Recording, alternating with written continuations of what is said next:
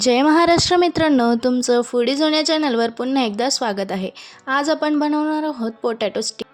रेसिपीला सुरुवात करूया। सर्वात प्रथम आपण एक बॉइल्ड पोटॅटो घेतलेला आहे आणि ते छान असं स्मॅश करून घ्यायचं आहे। काटेरी चम्मचच्या साहाय्याने आपण ते स्मॅश करून घेणार आहोत। एकदम बारीक असं स्मॅश करून घ्यायचं आहे। त्यानंतर त्यात 2 चमचे कॉर्नफ्लोअर टाकायचं आहे आणि थोडं कोथिंबीर टाकायचं आहे। बारीक चिरून घेतलेलं कोथिंबीर त्यात टाकलेलं आहे आणि त्यानंतर काळी मिरी पूड टाकायचं आहे अर्धे चमचे आणि त्यानंतर चवीपुरतं मीठ टाकायचं आहे आणि छान मिक्स करून घ्यायचं आहे।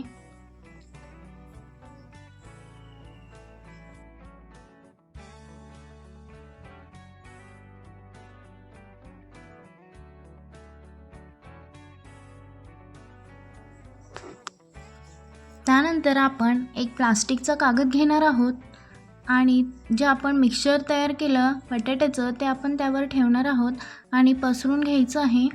त्याला थोडं तेल लावून घ्यायचं आहे। प्लास्टिकच्या कागदाला थोडं तेल लावून घ्यायचं आहे आणि जे आपण मिश्रण तयार केलं होतं ते त्यावर ठेवून छान पसरून घ्यायचं आहे। छान असं सेट करून घ्यायचं आहे।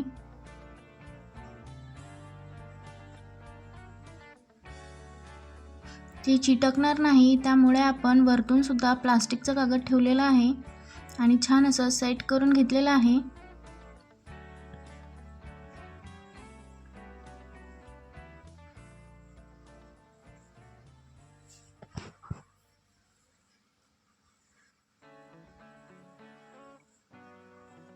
छान असं सेट करून घेतलेलं आहे। त्यानंतर चाकूच्या साहाय्याने आपल्याला ते कट करून घ्यायचं आहे।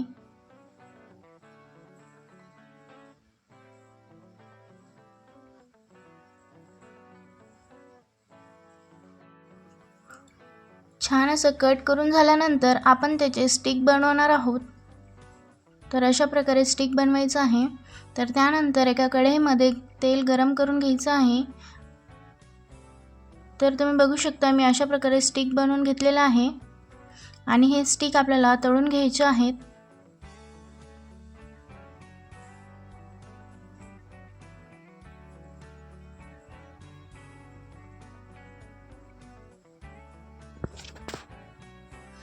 तर आपण गरम तेलात ते स्टिक तळून घ्यायचे आहेत। छान असं गोल्डन आणि ब्राऊन कलर येईपर्यंत आपण तळून घेणार आहोत। एकदम मंद आचेवर आपण क्रिस्पी असं तळून घ्यायचं आहे।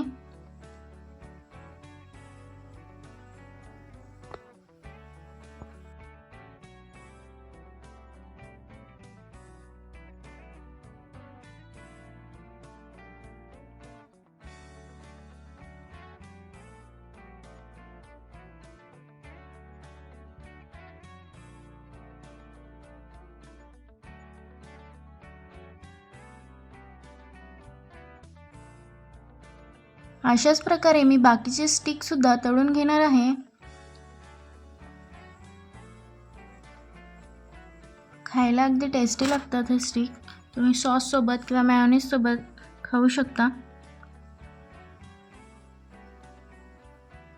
तर आपले sticks golden brown and crispy असे तळून झालेले आहेत। ते आपण काढून घेणार आहोत। तर आपले स्टिक तळून झालेले आहेत। तर चला स्टिक्स आता आपण सर्व करून घेऊया। छान असं सॉस सोबत सर्व करून घ्यायचं आहे।